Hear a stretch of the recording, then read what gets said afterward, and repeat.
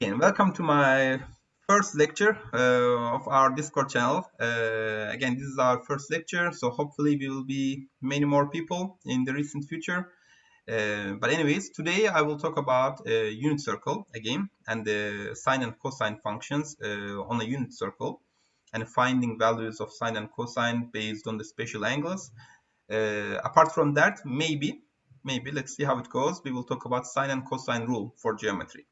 Okay, let's start. So in order to be able to use unit circle and in order to be able to find exact values of sine and cosine function for special angles, there are only two important things that you need to keep in mind. The first one, of course, is the unit circle. So let's have a circle. Okay.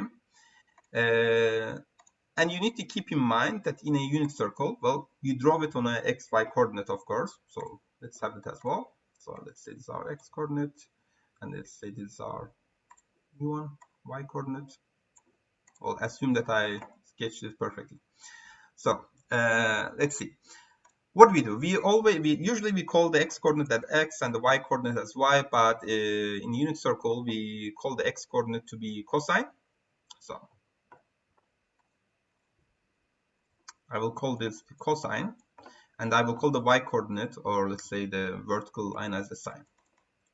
And this is actually most fundamental thing that you need to know about the unit circle. If you know this, then everything else, every single computation on this circle will be much easier. To give an example, but before that, we also know that the unit circle is called unit circle because radius of the circle is 1. So the distance here is 1, here is 1, it's here -1, of course, because now we are below the x coordinate, and here it's -1 as well because we are on the left side of the y coordinate. Now, assume that you are given an angle. Okay, so when we are drawing an angle in the unit circle, we always start on this line. Okay, and we go anti-clockwise. So for example, if they ask you an angle of 60, okay, so you go anti-clockwise and you find your 60 degrees. Let's say that is 60 degrees. And of course, you stretch this line until you touch your unit circle, and then you point out your the point where you have intersection with this line and the unit circle. So let's say this is 60 degrees, and they ask you, for example, sine of 60. If you want to find sine of 60, well, then you have to take this point, look at this point, and find its y coordinate. Why y coordinate? Because again, sine function is on the y coordinate. So you have to go left until you reach the y coordinate. Okay, you have to pinpoint the point where you cross your y coordinate, and that value will be your sine 60. Now, this is easy part. Okay, so when we are in the first quadrant means that we are in this area here. Okay, second quadrant is this area, and the third one will be this area, and the fourth one will be this area. Now, when we are in the first quadrant, when our angle is just between 0 and 90, then it's easy to find these values. Let's say that if they ask you, another example would be cosine, let's say cosine 45 or cosine 60, the same angle. Then again, you sketch your 60 degree and you sketch your line. You find the intersection point of this line with your unit circle, which is this point here. And then you choose the x coordinate of this point, which means that you have to go down until you reach x coordinate. And then this point here, this value here will be your value for cosine 60. Okay. And this will be here. Okay. Now assume that we have something beyond 90 degrees. Let's say that we have, well, 120 degrees. So let's say that we are looking for sine 120. Well, how we can find that? Well, again, the rule will not change. In mathematics, it's very important, and I'm gonna repeat this probably in every single lecture, that we don't solve complex stuff. We always solve the easy questions. We just translate or transform the complex questions to something that we can actually work with. Okay, so if you don't know how to deal with degrees beyond the 90, because between 0 and 90, it's easy, right? You know that you have to work on the first quadrant. Everything is positive here. You are on the positive side here. You are on the positive side here. So everything works perfectly. So there's no problem. But when I say that let's find sine 120, now we are a little bit out of our comfort zone, right? So things is getting a little bit complex. So what we do as mathematicians, well, we get it back to the 90 degrees. So if it's more than 90 degrees, we somehow try to get it back to where we are comfortable with, because beyond 90, we don't like it. But the rule doesn't change. First, you have to draw 120 degrees, which means you have to start from here and then go to the left anti-clockwise until you reach 120 degrees.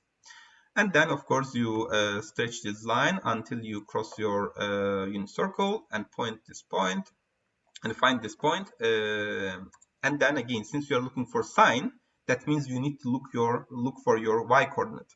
So you go right. Oops. Until you reach your y coordinate, and it will be a point here. It could be the same point as this green little point, or it could be something else. But in fact, it's the same point. Why?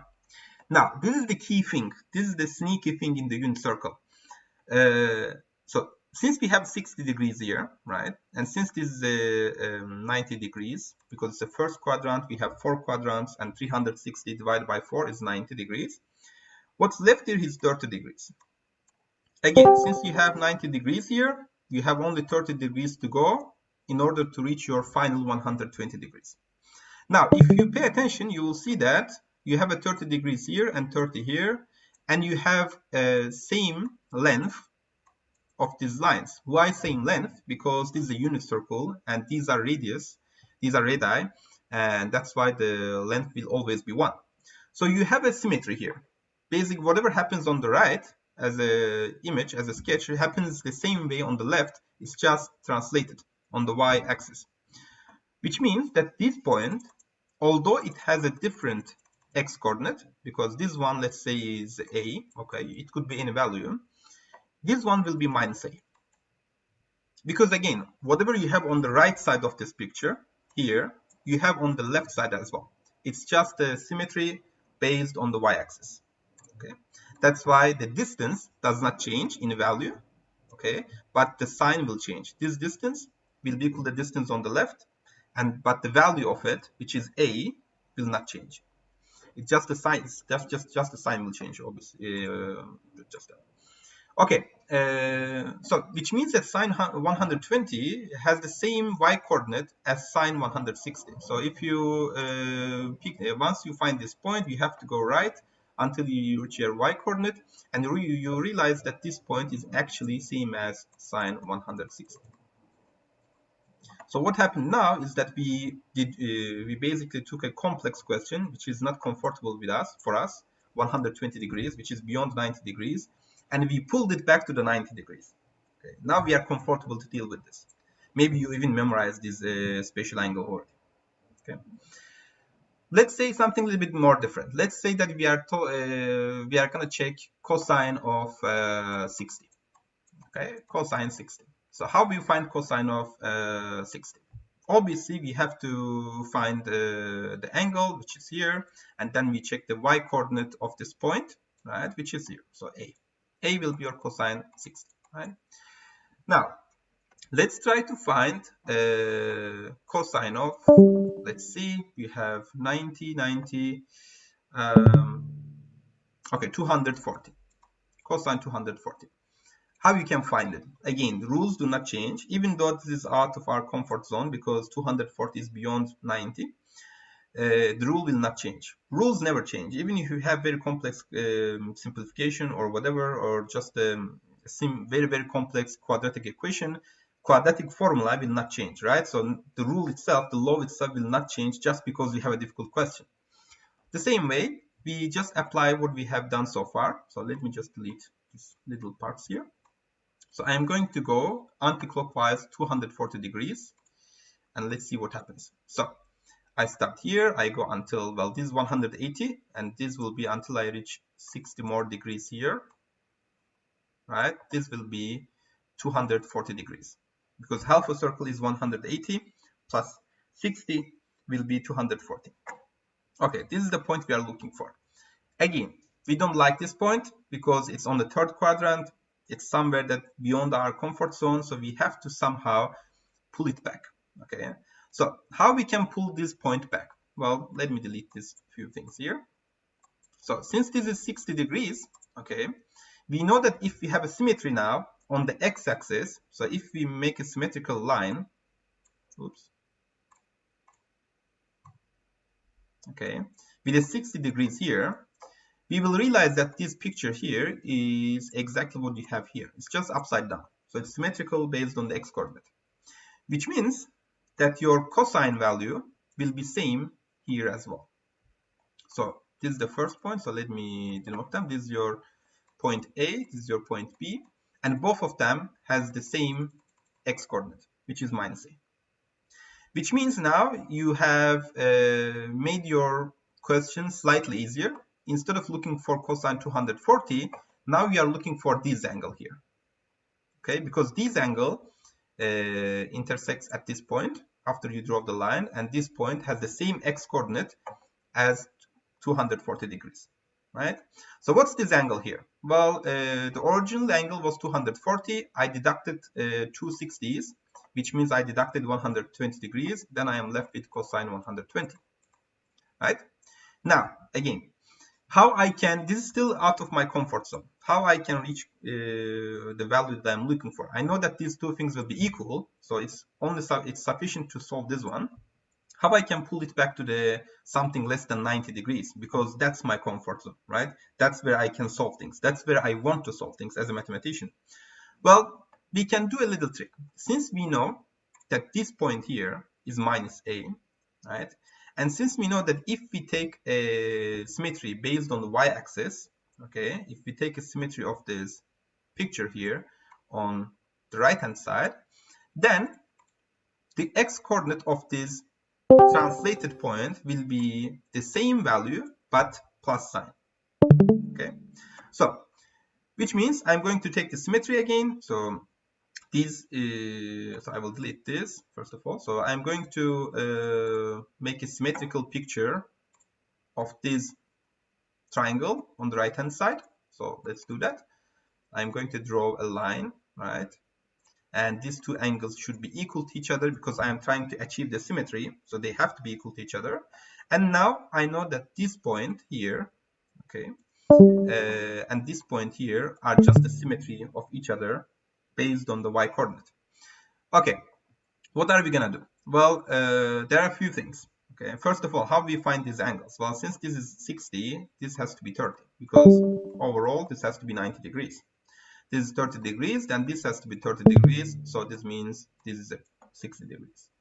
Now I know that this point here corresponds to cosine 60, right? Because if I go anti-clockwise 60 degrees and I draw this line, I will reach this point. So this point is corresponding to cosine 60. But again, when we did the symmetry, we kept in mind that, that our sign will change. On the left-hand side, it was minus A, but on the right-hand side, it will be plus A. Because again, we are talking on about the cosine, which is your x-coordinate. So if you translate it based on the y-coordinate, then it will just change the sign. So whatever value you have here, okay, then this point will have the minus sign in front of it. Basically, your cosine 120 will be equal to minus cosine 60. Because this angle is 60 again, and this whole angle was 120 corresponding to this point B, right? So we have this, let's say, identity here, right? Now we are again in our comfort zone. Now we are in between 0 and 90, which is perfect for us. So maybe again, we have already memorized this angle, 90 degrees, 60 degrees for cosine. And now we just have to put a negative sign in front of it and we are done. So we took 240, we pulled it back a little bit to the second quadrant, then we pulled it back again to the first quadrant, okay, until we are comfortable with the angle, until we are able to work with that angle, okay. So this is the first crucial point of using a unit circle. The second crucial point of using this unit circle is knowing the spatial angles. So to say, there are 3 spatial angles, actually 4. It's 30, 45, 60, and 90 degrees. So if you tend to forget what are these values for cosine and sine, there's an easy way to achieve it. So let me zoom it out and then move it down. Well, I cannot do it. Well, I can do this. Okay. There are two special triangles in order to find the cosine and the sine value of these special angles. So first of all, let me note them down. These angles are 0, 45, and then we have 60. Oops, actually we have 30 as well. We have 30, we have 45, we have 60, and we have 90. We have 5 angles actually, so it's okay. By already understanding unit circle definition and the geometry of the unit circle, you can already find the values of 0 and 90 for cosine and sine functions. How? Well, let's draw it. Well, a very small one, right? So very bad one actually. And let's look at the, so this is cosine and this is sine, right? Let's look at the 0 angle. Well, 0 angle means that I never leave this line, right? And if I draw a line on this line, it will just correspond to this point here, this green point. And what's cosine at this point? What's x coordinate at this point? Well, it's just 1 because it's corresponding to 1, because it's a unit circle, because the radius is 1, so it's 1, which means cosine 0 is equal to 1. Then what's cosine 90? Cosine 90 means that we go to left-hand side anti-clockwise until we reach 90 degrees, and then we draw a line, which is this, okay? And the point is this new green line here. So what's the x coordinate of this new green line? Well, if you go down, then you'll see that it's 0, which means your cosine 90 is equal to 0. Okay. I will leave the sine 0 and sine 90 for you. So it's the same idea, but basically you have to draw these angles and to see what's y coordinate. In fact, this will be 0 and this will be 1. Okay. So these two special angles are easy to find. I mean, solely based on the definition of the unit circle. So how we deal with these special angles, 30, 45, 60, or the multiples of it? Why I say multiples of it? Because as we have seen in the previous part of this lecture, if we have a multiple of 30 degrees or 45 or 60 degrees, then we can pull it back to the under 90 degrees, right? All of these angles are under 90 degrees. If it's a multiple of 45, let's say 225 is a multiple of 45, 45 times 5, then we can somehow pull it back by using the unit circle to the first quadrant, which is between 0 and 90, by using the same method that as we did in the first part of this lecture. So now it's important to know the actual values of these angles for sine and cosine. Well, for this we have two special triangles. So let me draw them. So this is the first one, and this will be the last thing for this lecture. And this is the second one. Maybe I have to draw it somewhere else, because yeah, let's do this. So for the first one, let's talk about, so both of them are right triangles. So you have 90 degrees in both of them. And the first one would be 45 degrees. Of course, this will be 45 as well, because in total you have to have 180. And I will write down a few things here. So I will call it 1 root 2. I will explain why in a while. And for the other one, of course, we have 30, 60, and 90 triangle. Again, these two special angles, as you see here. And I will write down a few numbers here, which I will explain in a while. And 2. Okay. So the values in red that you see on the screen correspond to the ratio of the length of that side, which means that, of course, not all the triangles with these angles will have the same length as you see here, right? Not all triangles with 45, 45, 90 degrees will have the length of 1 root 2. But they will be of this ratio. For example, if you have a different triangle of 45, 45, 90, right? Then the angles, let's say if one side is 2, then the other equal side will be 2 as well. And the hypotenuse will be 2 root 2. Because we are basically multiplying every single side by 2. So it will be 2, 2, 2 root 2. Same thing works for this triangle, for 30, 60, and 90 triangle, how it works down. So let's see. If we have, let's say, 30 degrees here, and 60 degrees here, right, and 90 degrees here. And let's say that in front of 30 degrees, I have 7. Well, let's look at the ratios now. It says in this triangle that if on the in front of the 30 degrees, if you have 1, then you need to multiply it by the root 3 to achieve the value in front of the 60 degrees. So if I multiply this 7 by root 3, then I will have the length in front of the 60 degrees, which will be 7 root 3, of course. And again, since this triangle here tells us if the length in front of 30 degrees is 1, then the hypotenuse will be 2, so twice as much, which means in this triangle, hypotenuse will be 14, twice as much of 7. Okay. So the point is that these red values that you see on the screen for this triangle and for this triangle are only ratios of their length. Okay, so if you multiply this by 5, you have to multiply this by 5 as well, and this by 5 as well. If you multiply this by 3, then you have to multiply this by 3 and this by 3 as well. Now things become easier. Once you know this, it's easy to find your cosine and sine. How? Well, what's cosine 45? By definition, cosine means adjacent divided by the hypotenuse. So these are 45 degrees. Adjacent to this angle is 2, and hypotenuse it is 2 root 2, right? So it's equal to 2 divided by 2 root 2. Okay? Or if you simplify this, this will be just 1 divided by root 2, which is this special triangle that you see here.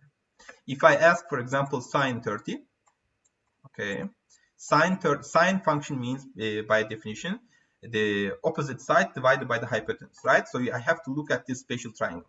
So opposite of 30 degrees is 1. Hypotenuse is 2, so the value is 1 over 2.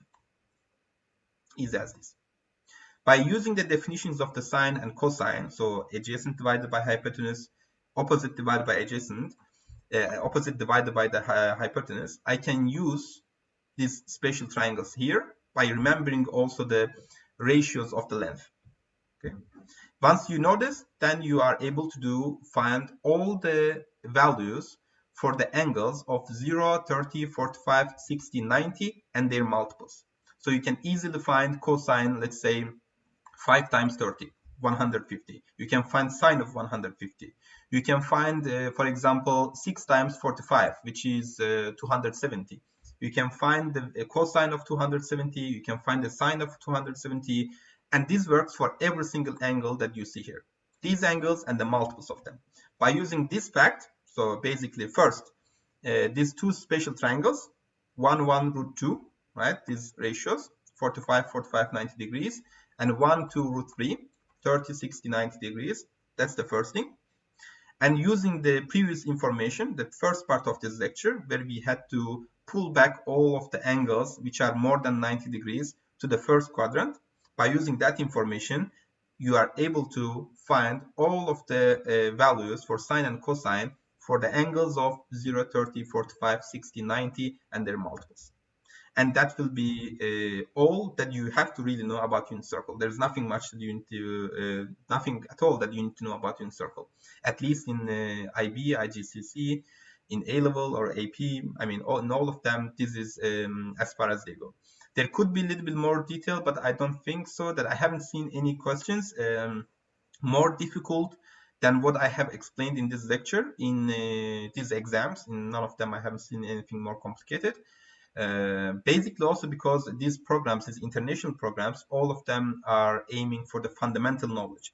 Even though you have high levels and standard level or further mathematics or whatever, all of them will aim to find out if you know the fundamental mathematics, fundamental things that you have learned throughout your school, throughout this program, basically. Even if the question is, let's say, very complex, bunch of numbers, bunch of integrals, the goal is to check if you are able to use the formula, let's say, or if you are able to remember that unit circle works this way, okay? So again, in order to get rid of the stress of the high-level mathematics, just remember that the rules in mathematics do not change just because you have increased the complexity or the difficulty of the question. So fundamentally, you have all the tools that you can solve, even if it's very complex or easy, but again, the rules and the laws will not change. Okay, so as long as you keep this in mind, I think the stress of the having a further level of mathematics or high level of mathematics will diminish a little bit, hopefully. Because at the end you don't have to create something extremely innovative or extremely creative in order to be able to solve those questions. Okay, you just have to really apply the formula or the information that you learned at school. Nothing more than that. Never more than that. Okay, I think I will finish for today. So it's 30 minutes. I think for the first lecture, it's fine. I really want to keep these lectures to a maximum of 1 hour. That's the goal. So this will be our first lecture for today. I'm not sure how many people are watching me right now, but if you have any comments, if you have anything to ask me, you can, of course, stop me during the lecture as well. It's not just I say something here and just you listen. You can do it as well. I mean, it doesn't really affect the whole lecture, right? But if you want to ask something at that point, just don't hesitate. Just open your microphone. I think we will have some sort of arrangement for that. I think the moderator will fix it somehow. And if you have any questions, just ask me during the lecture as well. And what else? What else? Yeah, again, this is the first lecture. So for the following lectures, hopefully happening next week, I will try to arrange 2 lectures next week for mathematics and physics, or 2 mathematics probably. And maybe my friend, who's also a tutor, will give biology and chemistry lectures. But yeah, at most it will be 1 hour. And at least I want to make it around 45 minutes, 45 minutes to 1 hour. Okay, that would conclude my lecture for today. Does anyone have any questions or anything that you want to ask? I'll wait for 5 seconds. If you don't have, then I will end the recording.